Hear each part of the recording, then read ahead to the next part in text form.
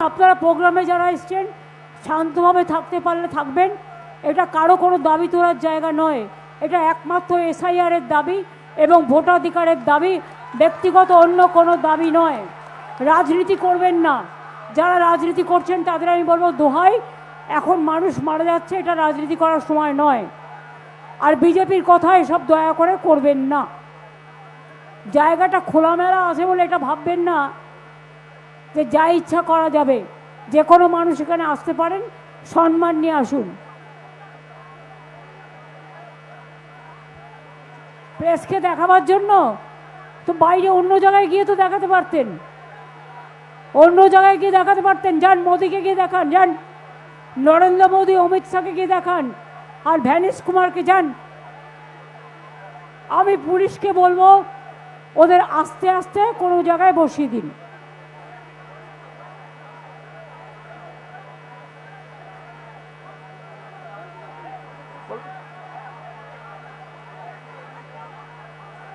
একটা কথা পরিষ্কারভাবে আপনাদের সবাইকে বলি, যে মিডিয়া ওদের ছবি তুলছেন তাদের কাছে আমাদের আবেদন থাকবে, এটা একটা বড় অধিকার রক্ষার লড়াই, গণতন্ত্রের লড়াই, নিজের স্বার্থে।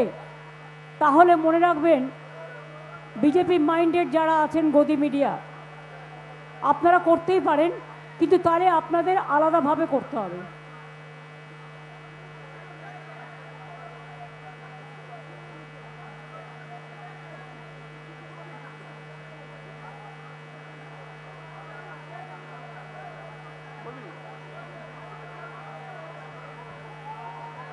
হ্যাঁ রঞ্জিতা, তুমি বলো।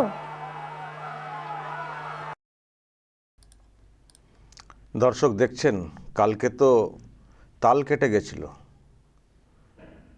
যে ওই ধরনা মঞ্চ হচ্ছে কলকাতায়, সেখানে তো তাল কেটে গেছিলো। ওনারা তো খুব গান বাজনা বক্তব্য এইসব নিয়ে তো খুব চালাচ্ছিলেন।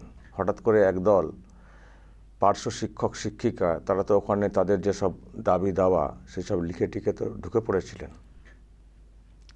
তো সেটাতে মানে বেগতিক হয়ে গেছিল। ওনারা একভাবে লোককে বলছিলেন, একভাবে প্রচার করছিলেন, এসআইআরটাকে ইস্যু করে ভোট ফায়দা তোলার চেষ্টা করছেন, প্রচার করছেন, মানুষের অধিকার অধিকার ভোটাধিকার এইসব বলে। তো আরও যারা পার্শ্ব শিক্ষক শিক্ষিকা তাদের যে অধিকার সেটাকে তো লিখে টিকে নিয়ে তো ঢুকে পড়েছিলেন। তো ব্যাস সব বিগড়ে যায় বিষয়টা, তাল কেটে যায়।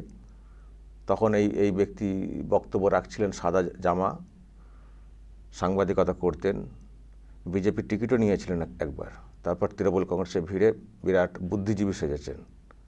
আমি ওনার কথাই কালকে বলছিলাম। উনি আবার কালকে বলেছেন বক্তব্য রাখার সময় যে এসআইআরের নাম বাদ দিয়ে সব ডিটেনশন সেন্টারে পাঠানো হবে। আমি কালকে বলেছিলাম না, ডিটেনশন মানে যে সংখ্যায় বাদ যাচ্ছে, ধরুন কত বাদ গেছে, 65 লাখ এখনই ধরুন, এত লোককে রাখার ডিটেনশন সেন্টার আছে ভারতবর্ষে। তো কী গল্প শোনাচ্ছেন? তো যাই হোক, এসব গল্প শোনানোর মানে গল্প দাদুর, গল্প দিদির, গল্প দিদিমার, গল্প ঠাকুমার, যাই বলি না কেন, আসর বসেছিল। আজকেও হয়তো হবে মনে হচ্ছে। তো সেখানে যা দেখতে পাচ্ছি যে ওখানে কালকে এরকম একটা দল ঢুকে পড়েছিল প্রাক্তন শিক্ষক শিক্ষিকাদের। তো ব্যাস যেভাবে চালাচ্ছিলেন, মানুষকে বোকা বানানোর কাজটা হচ্ছিল না। মানুষ যারা ওখানে গেছেন তারাও দেখছিলেন যে এই তো অধিকার অধিকার নিয়ে এত কথা হচ্ছে, তো তাদের অধিকার নিয়ে তো আবার শিক্ষক শিক্ষিকারা চলে এসছেন, মানে পার্শ্ব শিক্ষক শিক্ষিকাদের অধিকার নিয়ে তখনকার মানুষও দেখছিলেন এবং টিভিতেও দেখানো হচ্ছিল, মিডিয়া দেখাচ্ছিল। তো ব্যাস পুরো বিগড়ে গেছেন। বিগড়ে গিয়ে বলছেন এটা বিজেপির এতে হচ্ছে, বিজেপি এটা করাচ্ছে, এখানে অধিকার নিয়ে কথা বলা হচ্ছে, নিজেদের অধিকার নিয়ে এখানে এইসব করবেন না। আরে আপনি কি অধিকার নিয়ে কথা বলছেন? এসআইআরের অধিকার নিয়ে। আর ওনারা যেটা করছেন, ওনাদের যে অধিকারকে ছিনিয়ে নেওয়া হয়েছে, পার্শ্ব শিক্ষক শিক্ষিকা তাদের যে দাবি দেওয়া, সেই যে অধিকার সেগুলো তো পূরণ করছেন না। তো তাদের অধিকার নিয়ে বলতে আসবেন না? আপনি মুখ্যমন্ত্রী বসে রয়েছেন, আপনাকে পাওয়া যায় না, আপনার টিকি খুঁজে পাওয়া যায় না। আপনি এদিকে বলছেন মা মাটি মানুষ, অথচ কেউ কিছু বলতে গেলে তাকে পাত্তা দেন না, পাত্তা দেন না। আর ফেক নন ইস্যুকে ইস্যু বানিয়ে তাদেরকে নিয়ে ঘোরেন। তো আপনি বসে রয়েছেন কলকাতার বুকে, তো গেছেন দাবি দাওয়াকে আদায় করার জন্য, আপনার দৃষ্টি আকর্ষণ করার জন্য গেছেন। আপনি তো মুখ্যমন্ত্রী, আপনি তো শুনতে পারতেন ডেকে, হ্যাঁ বলুন তো কী ব্যাপার, শুনতে পারতেন। আপনি তো মুখ্যমন্ত্রী, তো মঞ্চে মানে একটা ফাঁকা জায়গায় বসে রয়েছেন, মানুষ যাবেন না? তো সেটাকে বিজেপির হয়ে গেল, বিজেপির হয়ে গেল, মিডিয়ার দোষ হয়ে গেল, মানে এইসব দোষ হয়ে গেল। তারপর পুলিশকে দিয়ে বার করে দিতে বললেন, ক্ষমতা জাহির করলেন, যেহেতু পুলিশ আপনি আবার পুলিশ মন্ত্রী, ক্ষমতা জাহির করলেন। আমার তো মনে হয় পুলিশের লোকেরা কালকে খুব ঝাড়টার খেয়েছেন যে কী করে ওনারা ঢুকলেন। আর ওনারা মনে হচ্ছে একটা কৌশলও নিয়েছিলেন, মনে হচ্ছে যে সব হাতে প্ল্যাকার্ডগুলো লেখাগুলো মনে হচ্ছে সব ব্যাগে ট্যাগে নিয়ে ঢুকে ওখান থেকে দেখাতে শুরু করেছিলেন। ভালো করেছেন, কৌশলটা নিয়েছেন, খুব ভালো করেছেন। আমি কুর্নিশ জানাবো এইসব শিক্ষক শিক্ষিকা যারা দাবি দাওয়া পূরণের জন্যে ঠিক মৌকা বুঝে অন্তত সামনে এনে যেভাবেই হোক দৃষ্টিটা আকর্ষণ করতে পেরেছেন তারা। উনি দাবি মানবেন কি মানবেন না সেটা অন্য বিষয়, কিন্তু ওনার নজরে আনা হয়েছে, গোটা রাজ্যের মানুষের নজরে আনা হয়েছে। খুব ভালো কৌশল নিয়েছেন, খুব ভালো কৌশল নিয়েছে। শুধু একতরফা বসে বসে লেকচার, বসে বসে লেকচার, আর কেউ কিছু বললে বিজেপি দোষ হয়ে গেল, মানুষ তার অধিকারের জন্য তারা যাবেন না। আমি তো বলবো দর্শক, খুব মঞ্চে বসে খুব হচ্ছে তো, ফুটানি হচ্ছে তো মঞ্চে বসে। আর আমরা তো জানি যে এই রাজ্যে প্রচুর বঞ্চনা আছে বিভিন্ন ক্ষেত্রে। এটা তো পার্শ্ব শিক্ষক শিক্ষিকা, আশা, আইসিডিএস যেসব আছে, তারপরে ডিএ, আবার ডিএ নিয়ে শুনেছেন তো, ওনারা আবার কি সুপ্রিম কোর্টে রিভিউ পিটিশন করেছেন, এখন দিতে পারবো না, ভোটের খরচ আছে, তাই টাইমটাকে একটু বাড়ানো হোক। কত ডিসেম্বর না কোথায় চেয়েছেন, 31শে ডিসেম্বর না কত এরকম সময় বলা হয়েছিল। 31শে মার্চের মধ্যে মানে প্রাপ্য ডিএর 25% দিতে হবে, এরকম নাকি বলা হয়েছিল। ওনারা আবার অ্যাপিল করেছেন, না এখন দিতে পারবো না। উনি ভোটের জন্য এর জন্যে টাকা খরচা করতে পারবেন, উনি সস্তার রাজনীতি করার জন্য টাকা পয়সা মানে দান ছত্রের মতো করতে পারবেন, কিন্তু প্রাপ্য ডিএ উনি দিতে পারবেন না। উনি সুপ্রিম কোর্টে নাকি ফাইল করেছেন এতদিন পরে এসে, যখন মার্চ মাস এসে গেছে, কবে অর্ডার হয়েছে, এখন নাকি ফাইল করেছেন। আটকাবার চেষ্টা যা হচ্ছে ভালো হচ্ছে, নিশ্চয়ই সরকারি যারা কর্মচারী আছেন তারাও বুঝছেন, তারাও ঠিক সময় ঠিক কাজটা করবেন। তবে আমি যেটা বলতে চাইছিলাম, এই যে বঞ্চনা হচ্ছে চতুর্দিক দিয়ে, তারপরে তো পরীক্ষা টরীক্ষা হচ্ছে না, চাকরি পরীক্ষা নেই, আবার বেকার ভাতা দিয়ে এখন মুখ রক্ষা করার চেষ্টা হচ্ছে, মানে শান্ত করার চেষ্টা হচ্ছে। আমি জানি না কী হবে, আমার তো মনে হয় এটা হওয়া উচিত। যাদের যা সব বক্তব্য আছে, যেহেতু মুখ্যমন্ত্রীকে পাচ্ছেন না সবসময়, যখন বসে রয়েছেন মেট্রো চ্যানেলে, মানে উনি এসআইআর নিয়ে বসে রয়েছেন, একটা ঢপের কেস নিয়ে, কিন্তু যখন বসে রয়েছেন সামনে পাচ্ছেন তো, যান নিজেদের দাবি দাওয়াগুলোকে গিয়ে বলে আসুন।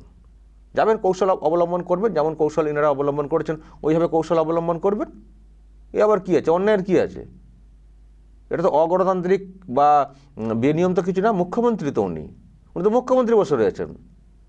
মুখ্যমন্ত্রী যখন বসে রয়েছেন, আমি বলছি ধরুন মুখ্যমন্ত্রী ওখানে বসে রয়েছেন, মুখ্যমন্ত্রীকে শুধু কি এসআইআর নিয়ে ওখানে আছেন, ওনার ওখানে বসে বসে অন্য কোনো কাজ করতে হচ্ছে না? যদি উনি মুখ্যমন্ত্রী হয়ে থাকেন তাহলে অবশ্যই করাটা উচিত। কারণ রাজ্যে এত কিছু ঘটছে, নিশ্চয়ই খোঁজ খবর নেওয়া, কোথায় কি সমস্যা হচ্ছে না হচ্ছে, নিশ্চয়ই ওনাকে বসে বসে করতে হচ্ছে। উনি কি শুধু এসআইআর নিয়ে বসে আছেন? এসআইআর মঞ্চ ঢপের একটা চলছে, লোকজন বক্তব্য রাখছেন, নিশ্চয়ই রাজ্যে কোথাও কিছু ঘটলে উনি তো খবর নিচ্ছেন, কারণ উনি মুখ্যমন্ত্রী। উনি যদি অন্য কেউ হতেন দলের, তাহলে আমি এত কথা বলতাম না। উনি তো মুখ্যমন্ত্রী। যদি ওখানে অভিষেক বসে থাকতেন তাহলে বলতাম না যে কেন ওখানে কি এরকম করা হচ্ছে, ওনার কী ব্যাপার আছে। কিন্তু উনি যেহেতু মুখ্যমন্ত্রী, তো ওনার কাছে তো যে কোনো সময় যে কোনো মানুষ যেতে পারে, উনি যেটাই থাকুন, আর মঞ্চে বলুন, যে কোনো মঞ্চে থাকুন, উনি মুখ্যমন্ত্রী। কিন্তু মানুষ হচ্ছে জনগণ, রাজ্যের জনগণ, তার যে কোনো বক্তব্য বলতে যে কোনো সময় যে কোনো প্রান্তে থাকা মুখ্যমন্ত্রীর কাছে যেতেই পারেন, এর মধ্যে কোনো অন্যায় নেই। তাই বলছি, যারা পাচ্ছেন না, হাতের কাছে পাচ্ছিলেন না, অনেকে অনেক জায়গায় মঞ্চে বেঁধে বসেছিলেন, একটু যাবেন তো, দেখা করে আসবেন, বলে আসবেন, একটু বলে আসবেন। চেষ্টাটা করুন না, একটু চেষ্টা করুন না, 2-4 বার চেষ্টা করুন, সবাই সবার অ্যাঙ্গেল থেকে দেখবেন মঞ্চ ছেড়ে পালাবেন যে কোথায় এসে বসেছি। ওনার তার শান্তিতে বসে থাকার তার আর নেই, পরিবেশ নেই তো, সেই সব চলে গেছে। শান্তিতে বসে ধর্নায় বসে থাকবেন। এখন আর এই শাসনকালে বেশি দিন ধর্নায় বসতে পারবেন না।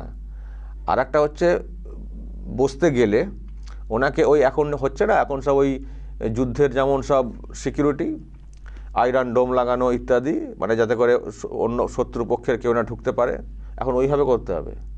এখন পুলিশের বিরাট লেয়ার তৈরি করতে হবে, এবং মানে এখন যা অবস্থা ওনার, আর মানে ওই মেটাল ডিটেক্টর যেমন বসানো হয় ওই রকম স্ক্যান করতে হয় প্রত্যেককে। মানে ওখানে ঢুকতে গেলে উনি জনগণের ধর্নামঞ্চে, মানে জনগণকে নিয়ে বসছেন এটা বলতে চাইছেন, কিন্তু এবার আর জনগণ ওরকম ওপেন আর মনে হচ্ছে রাখতে পারবে না পুলিশ, কারণ পুলিশকে ঝাড় খেতে হচ্ছে না।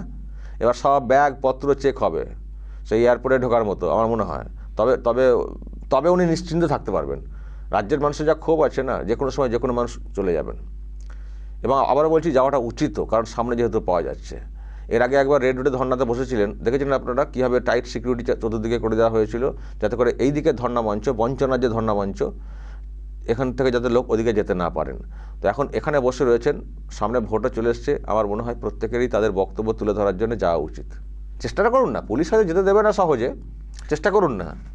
না হলে যেখানে আটকানো হবে সেখান থেকেই আপনারা আপনাদের প্ল্যাকার্ড যা আছে সেখানেই দেখাবেন, মিডিয়াকে একটু আগে থেকে খবর দিয়ে দেবেন, দেখবেন ঠিক ছবি হয়ে গেছে। বার্তাটা তুলে ধরতে হবে তো, উনি না শুনলে ওটাকে শোনাতে হবে, ওনার কাছে না পৌঁছাতে পারলেও এমন করবেন যাতে খবরের আকারে ওনার মোবাইলে পৌঁছে যান, যাতে করে খবরের আকারে ওনার মোবাইলে পৌঁছে যান, সে দেখাতে হবে সেরকম কৌশল। প্রত্যেকটা যেখানে মানে বঞ্চিত হয়ে রয়েছেন, যেসব সেক্টরের কথা আমি বলছি, বিভিন্ন ক্ষেত্রে সবাই পাটে পাটে, একদিনে যেতে হবে মানে নেই, পাটে পাটে যান তো দেখি তো কতদিন উনি মঞ্চে বসে থাকেন। ন্যাকামো হচ্ছে।